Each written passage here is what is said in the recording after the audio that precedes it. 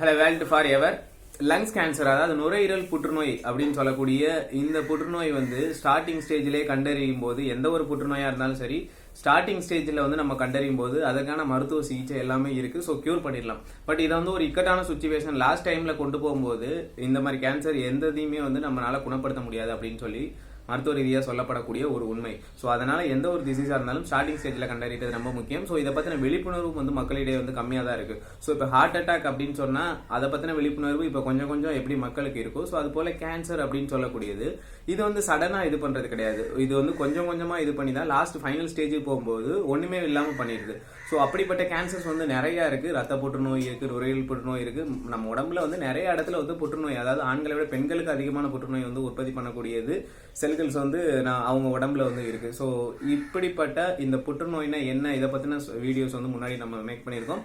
But இந்த நுரையீரல் புற்றுநோய் அப்படின்னா என்னன்னா, நுரையீரல் பத்தி நம்ம எல்லாருக்குமே தெரியும். அது வந்து ஒரு டிஷ்யூ பேப்பர் மாதிரி ரொம்ப ஷார்ப்டா இருக்கக்கூடிய ஒரு ஆர்கன் தான் வந்து இந்த நுரையீரல்.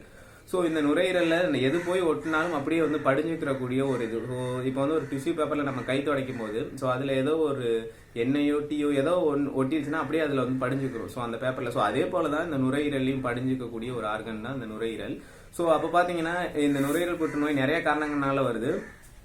மரபணு கோளாறு, ஸோ புகைப்பிடிக்கிறவங்க பக்கத்தில் இருக்கனால, ஸோ இந்த மாதிரி சுற்றுச்சூழல் பிரச்சனை, இதனால நிறைய பிரச்சனைகள்னால இந்த கேன்சர், நுரையீரல் கேன்சர்ஸ் வந்து வருது.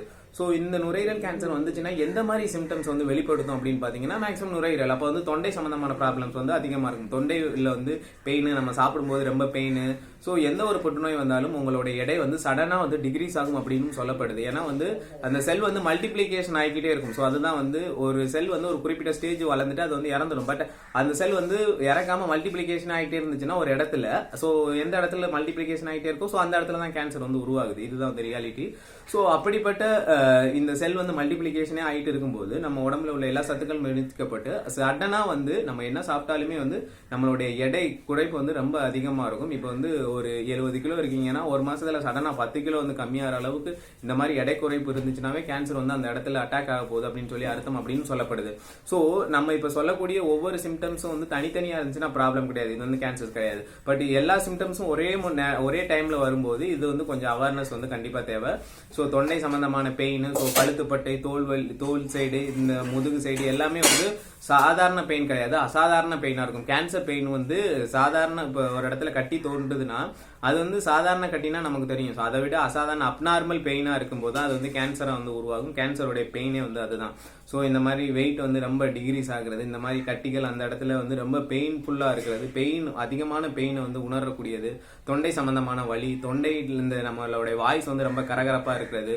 ஸோ அதெல்லாம் வந்து நம்ம நார்மலா வந்து சுடு தண்ணியில் உப்பு போட்டு வந்து வாய் கொப்பளிக்கும் போது ஸோ அது வந்து நார்மலா கியூர் ஆயிரும். ஸோ நார்மல் ப்ராப்ளமா இருந்துச்சுன்னா, ஸோ அதை விட எதுவுமே கியூர் ஆகலை அப்படின்னு இருக்கும்போது இந்த நுரையீரல் சம்பந்தமான, மார்பு சம்பந்தமான இடத்துல வந்து ரொம்ப பெயின் ஏற்படும் போது இது வந்து நுரையீரல் புற்றுநோய்க்கான அறிகுறிகள் வந்து அதிகமாகவே தென்படுது அப்படின்னு சொல்லப்படுது. ஸோ இது எல்லா சிம்டம்ஸும் ஒரே லெவல்ல இருக்கும்போது நம்ம டாக்டர்கிட்ட செக் பண்றது ரொம்ப ஒரு முக்கியமான ஒரு விஷயம். ஸோ இதை பத்தின அவேர்னஸ் வந்து கண்டிப்பா தேவை. எந்த இடத்துல எங்க புற்றுநோய் யாருக்கு உருவாகும்னு சொல்ல முடியாது. அவங்களுடைய சுற்றுச்சூழலுக்கு ஏற்றவாறு தான் எல்லாமே நடக்குது.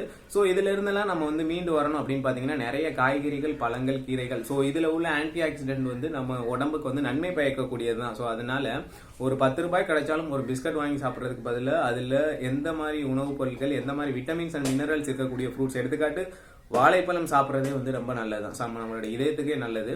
ஸோ ரெகுலராக ஒரு வாழைப்பழம் சாப்பிட்றது. ஸோ 10 ரூபாய்க்கு என்ன கம்மியானது, ஒரு எலுமிச்சம்பழம் கிடைக்குதா, ஸோ அதில் வாங்கி ஜூஸ் போட்டு குடிக்கலாம். இஞ்சி கிடைக்குதா, ஸோ 10 ரூபாய்க்கு நிறைய வகையான விட்டமின்ஸ் அண்ட் மினரல்ஸ் இருக்கக்கூடிய காய்கறி, பழங்கள், கீரைகள் வந்து இருக்கு. ஸோ அதை வந்து நம்ம உட்கொள்றது மூலியமாக நுரையீரல் மட்டும் கிடையாது, மற்ற எந்த ஒரு நோய் வரும்போதும் நம்மளுடைய உடம்பு வந்து ஒரு இம்யூன் சிஸ்டத்தை வந்து எதிர்த்து இது பண்ணக்கூடிய இது வந்து நம்ம பாடியில வந்து உருவாகும். ஸோ இதுதான் வந்து ரியாலிட்டி.